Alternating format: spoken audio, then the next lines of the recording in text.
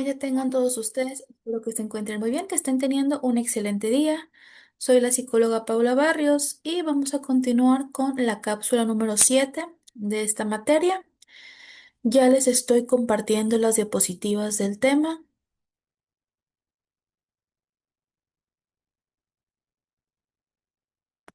Ok.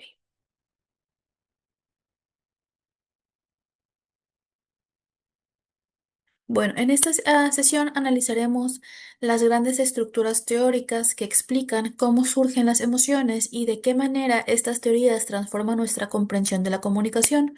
No nos limitaremos a decir que las emociones importan, sino que estudiaremos ya los mecanismos fisiológicos y cognitivos que las producen. Exploraremos la transición desde la visión clásica que veía la emoción como una respuesta puramente biológica hasta las visiones actuales que la entienden como una construcción social y cognitiva.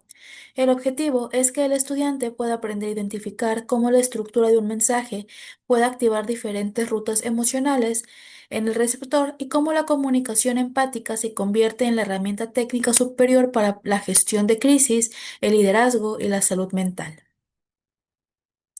Estos son los temas que vamos a abordar en esta cápsula número 7, que son las teorías emocionales y su impacto en los mensajes y la comunicación emocional y empática.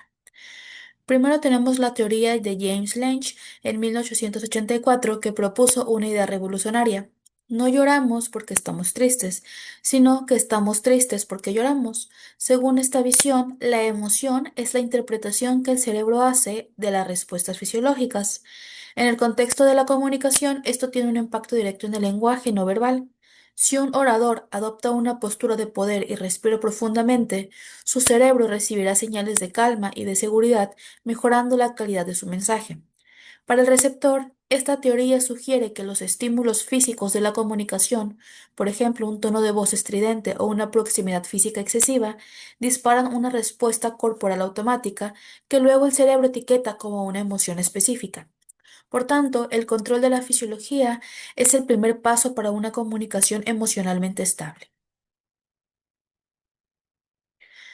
Posteriormente tenemos la teoría de Cannon-Barth. Frente a James Lange, esta teoría argumenta que la respuesta fisiológica y la experiencia emocional ocurren de forma simultánea, pero independientemente, ambas mediadas por el tálamo.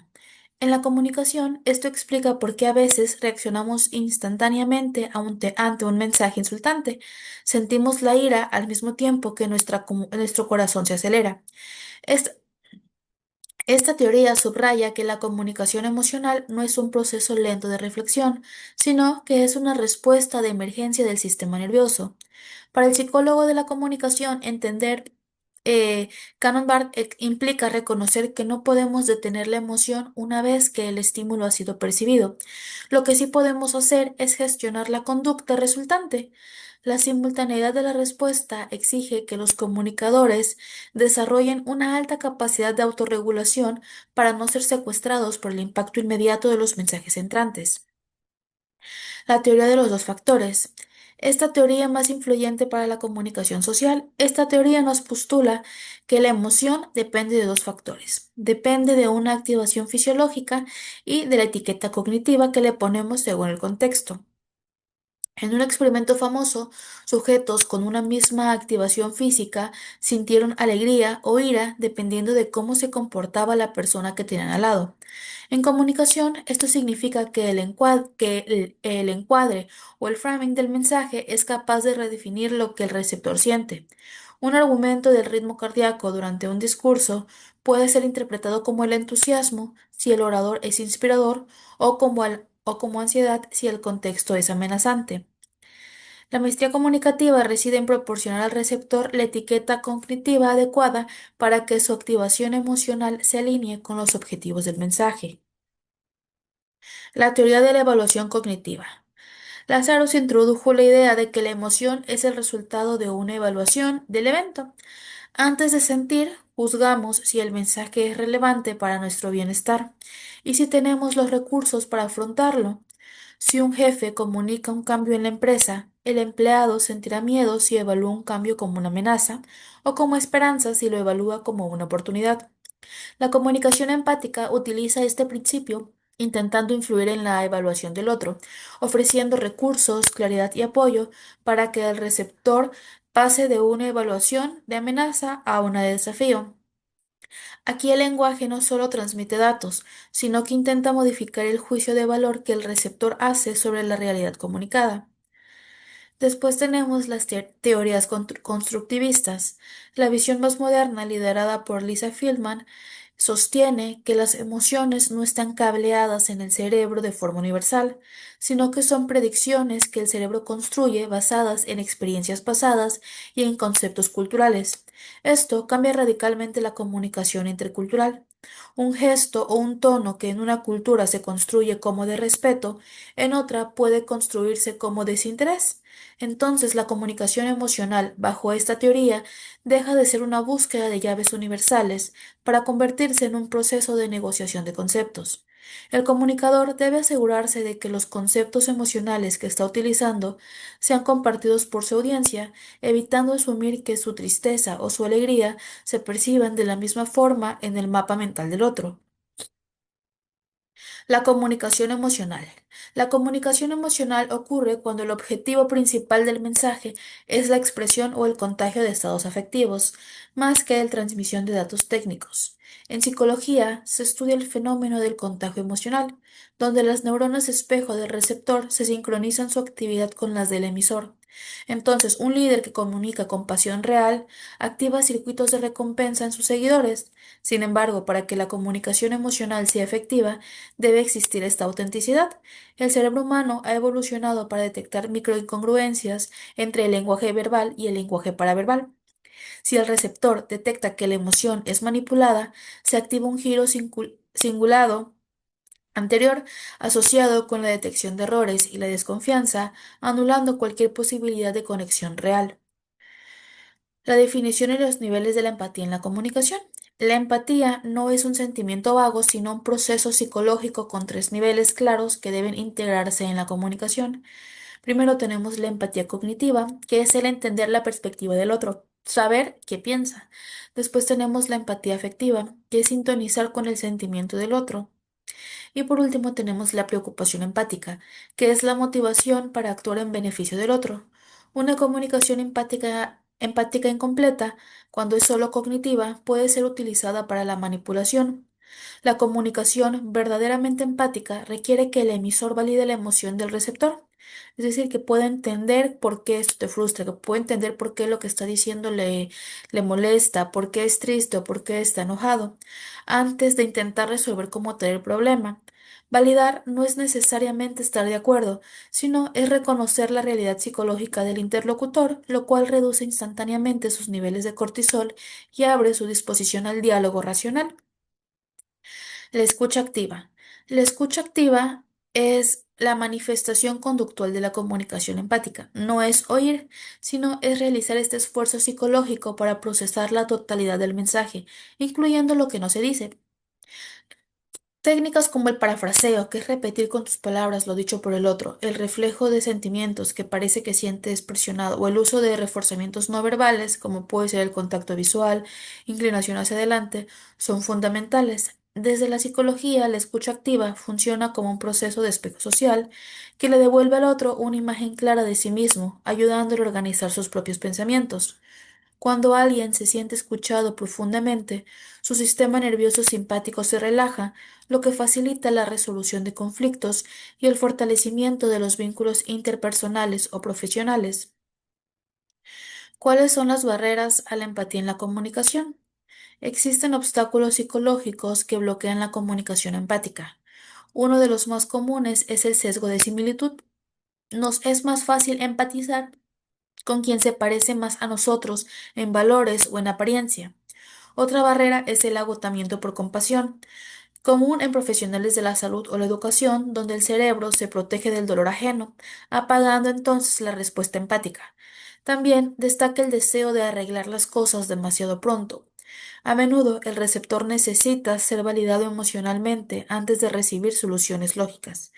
La psicología de la comunicación enseña que para ser empático se requiere energía cognitiva y la capacidad de suspender temporalmente el propio ego para poder entrar en el marco de referencia del otro. algo que resulta difícil en entornos donde hay altos niveles de estrés o de competencia. El impacto de los mensajes de validación o de invalidación. Marshall, en su teoría biosocial, destaca la importancia de la validación emocional.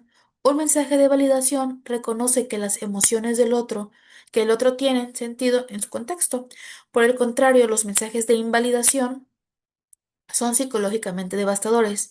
La invalidación comunica que la experiencia del otro es errónea o es defectuosa, lo que dispara la ansiedad y la hostilidad. En la comunicación terapéutica, pedagógica o de liderazgo, la validación es el lubricante que permite que los mensajes correctivos sean aceptados. Sin validación previa, cualquier crítica, por constructiva que sea, será percibida como un ataque a la identidad del sujeto. La comunicación asertiva. La asertividad es la capacidad de comunicar nuestros derechos, deseos, sentimientos de forma clara y directa, sin agredir ni callar. Es una competencia psicosocial de alto nivel que requiere regulación emocional. Un mensaje asertivo suele seguir una estructura de los mensajes del yo, describir el hecho de forma objetiva, expresar la emoción personal que genera proponer una solución o pedir un cambio conductual.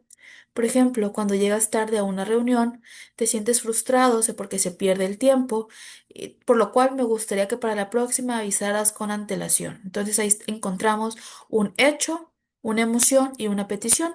Este enfoque reduce la defensividad del receptor porque no lo juzga globalmente, sino que comunica el impacto psicológico de su conducta, pero también facilita una respuesta cooperativa. Entonces no es lo mismo que si llegas tarde por ejemplo, a una reunión o una junta, que simplemente se reclame por el haber llegado tarde, sino que sería mejor comunicar lo que sucedió, que se llegó tarde, comunicar la emoción, pero también dar una respuesta, solución o petición. También cuál es el papel del tono de voz y la microexpresión. En la comunicación emocional, el cómo suele ser más importante que el qué. Entonces, aquí la prosodia emocional, que es el tono, la velocidad, volumen o el lenguaje paraverbal, es procesada por el hemisferio derecho del cerebro y proporciona la clave para interpretar la intención del emisor. Un tono sarcástico puede anular completamente el significado positivo de una palabra. Asimismo, las microexpresiones faciales, que duran fracciones de segundo, revelan la emoción real antes de que el sujeto pueda enmascararla socialmente. Los estudios de Paul Ekman demuestran que aunque intentemos ocultar nuestro desprecio o miedo detrás de palabras educadas, estas señales biológicas se filtran. El comunicador empático desarrolla una sensibilidad especial para captar estas sutiles señales de los demás y para asegurar que su propia comunicación no verbal sea coherente con su mensaje verbal. Y por último tenemos la regulación emocional en situaciones de conflicto. El conflicto es el banco de pruebas de las teorías emocionales. Cuando la tensión sube, los participantes suelen entrar en una espiral de reciprocidad negativa. La comunicación empática busca romper entonces este círculo mediante la desescalada. Esto se logra mediante el uso de pausas tácticas, el mantenimiento de un tono de voz bajo y pausado y la técnica de la niebla. La psicología cognitiva sugiere que durante un conflicto debemos esforzarnos para no realizar atribuciones de intención maliciosa al otro, sino para ver su agresión como una expresión de su propio malestar. Al cambiar nuestra interpretación, cambiamos nuestra respuesta comunicativa, pasando del ataque a este diálogo constructivo. Entonces, hemos visto que las emociones no son interferencias en el proceso de la comunicación, sino su esencia misma. Desde las reacciones viscerales de James Lange hasta la construcción compleja de conceptos de Barrett, todas las teorías nos indican que el ser humano es un procesador afectivo. La comunicación empática y la comunicación emocional no es solamente una habilidad blanda, sino es una competencia técnica y crítica que permite que los mensajes sean no solamente recibidos, sino sean aceptados e integrados. Al entender las leyes que rigen el mundo emocional, dejamos de ser comunicadores accidentales para convertirnos en arquitectos de relaciones saludables y efectivas. El futuro de la comunicación no reside entonces en la tecnología de los canales, sino en nuestra capacidad para conectar profundamente con la humanidad del otro a través de la validación, de la asertividad y de la empatía. Así que esto ha sido todo. Esta fue la cápsula número 7. Nos vemos en la siguiente cápsula número 8. Les recuerdo, soy la psicóloga Paula Barrios. Muchas gracias por su atención.